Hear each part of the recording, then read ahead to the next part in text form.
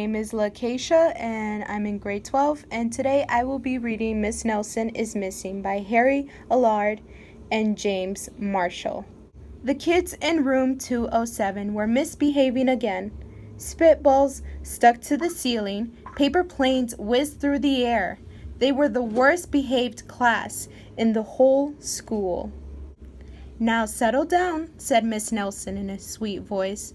But the class would not settle down. They whispered and giggled. They squirmed and made faces. They were even rude during story hour, and they always refused to do their lessons.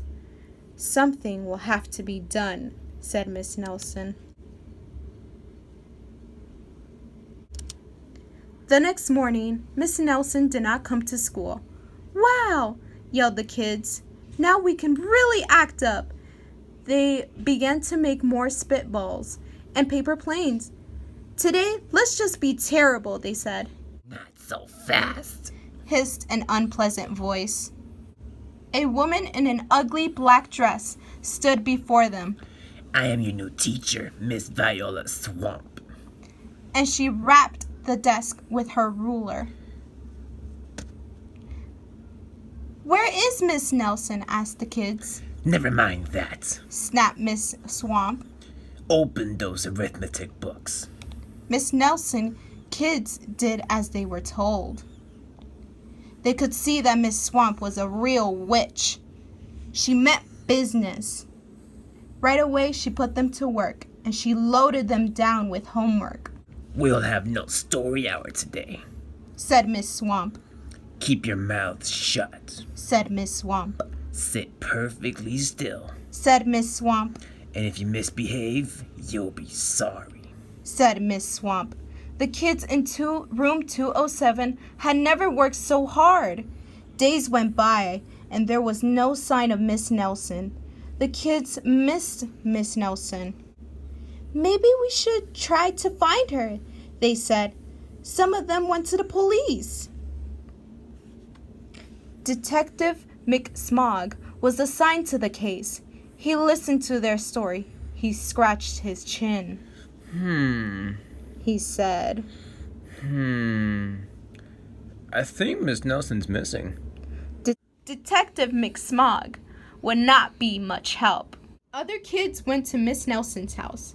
The shades were tightly drawn, and no one answered the door.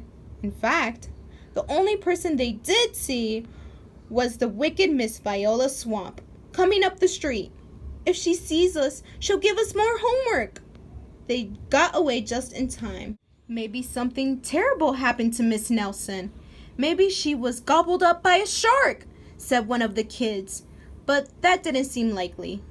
"Maybe Miss Nelson went to Mars," said another kid, but that didn't seem likely either. "I know," exclaimed one know-it-all.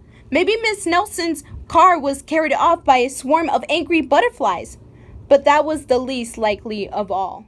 The kids in room 207 became very discouraged.